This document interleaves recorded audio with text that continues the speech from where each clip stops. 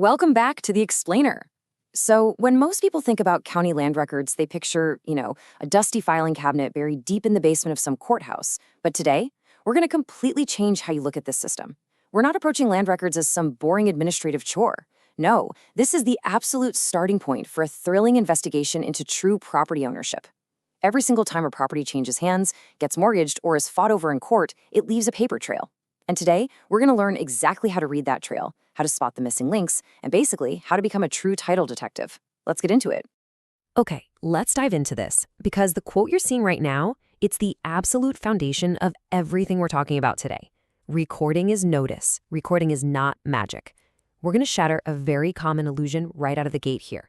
Most folks believe that if a document is officially stamped and recorded at the county courthouse, boom, it's automatically legally valid.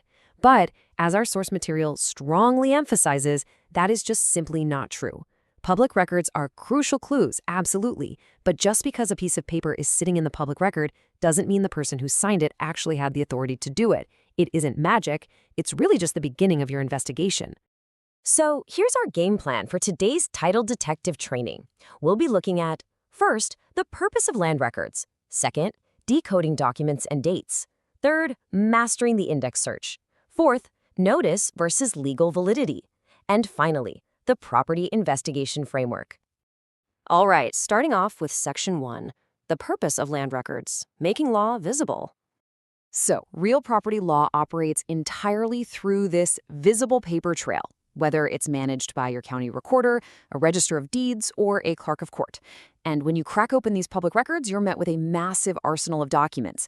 You'll see deeds transferring ownership, mortgages securing loans, all that good stuff. But honestly, tracking down what's missing is often just as critical as finding what's actually there.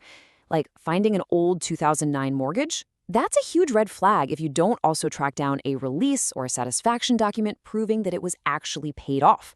You're also going to run into liens, easements that restrict land use, plats showing lot lines, and even something called a lis pendens, which is basically a giant flashing warning sign that litigation is currently pending on the property. Now, I absolutely cannot emphasize this next warning enough. Please, do not assume that just because a quick online search comes up empty, the document doesn't exist. There's no way. A lot of online systems only go back to a certain year. Documents might be misindexed, filed under a slightly different spelling, you name it. They might literally be sitting in archived microfilm or physical, dusty deed books. A weak online search is not proof of anything. A serious investigation follows the record wherever it leads, even if that means you have to roll up your sleeves and dig into the older physical archives.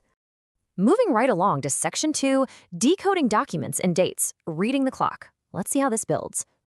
This timeline is absolutely vital. You see, there's never just one single date on a property document.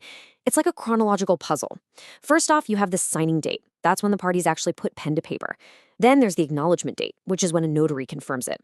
After that comes the recording date, the exact moment it was accepted into the public record. And finally, the indexing date, when it actually becomes searchable for people like us. So why does all this matter? Well, dates determine priority. If there's a foreclosure sale, for instance, you need to know exactly when the assignment of the mortgage was recorded versus when the foreclosure actually happened. Competing claims are almost always settled by closely analyzing these specific chronological moments. And when you do find those crucial documents, you've got to note their exact coordinates. Title detectives, they don't just wave their hands and say, well, the deed says. Nope. They use highly precise recording references. Depending on your county, this might be a deed book and page number, or maybe a unique instrument number. Using these specific identifiers prevents a ton of confusion between multiple documents. It helps you build a rock-solid, verifiable chain of title, and honestly, it just shows that you know exactly what you're doing. Let's keep that momentum going with Section 3, mastering the index search, backwards and forwards. The absolute most important tool in your investigative kit is the grantor and grantee index.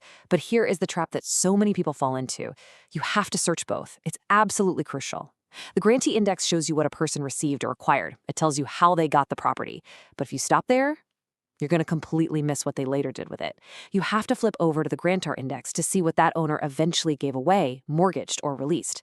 To truly trace a title, we have to search backwards and forwards. If you're only looking at one side of the transaction, you're literally blind to half the story. Which brings us right into Section 4, notice versus legal validity, the golden rule. Now, this is really the climax of our explainer today. This is where we separate the amateurs from the true title detectives, folks.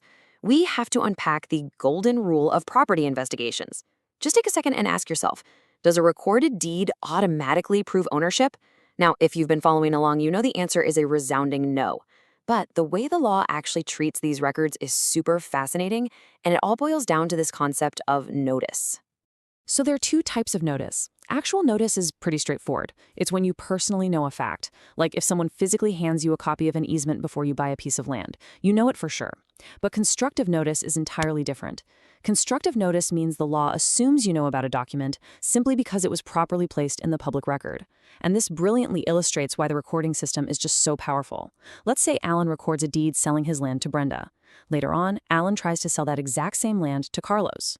Well, Carlos cannot walk into court and say, "Hey, I didn't know about Brenda." The law treats Carlos as having constructive notice because Brenda's deed was properly recorded. The whole system is designed to prevent people from just claiming ignorance. Now, what's really interesting about this slide is the sheer absurdity of real-world mistakes. Constructive notice means the document is there for everyone to see. But remember our catchphrase, recording is not magic. The source material gives a perfect example of this. Imagine a deed is recorded transferring property from Marcus to Elaine, but later, a little digging reveals Marcus actually died before the deed was even signed. I mean, wow. The fact that the deed was officially recorded by the county does not cure the fact that a dead person obviously can't sign a contract. Recording does not cure fraud, it does not cure a lack of authority from a trustee, and it definitely doesn't fix an improper foreclosure. Recording just gives you notice that the document exists. Verifying its actual legal validity, that requires your active analysis. Let's wrap all these concepts together in Section 5, the Property Investigation Framework, a practical guide. Before we lay out the exact steps, let's quickly dispel some of the most common traps people fall into.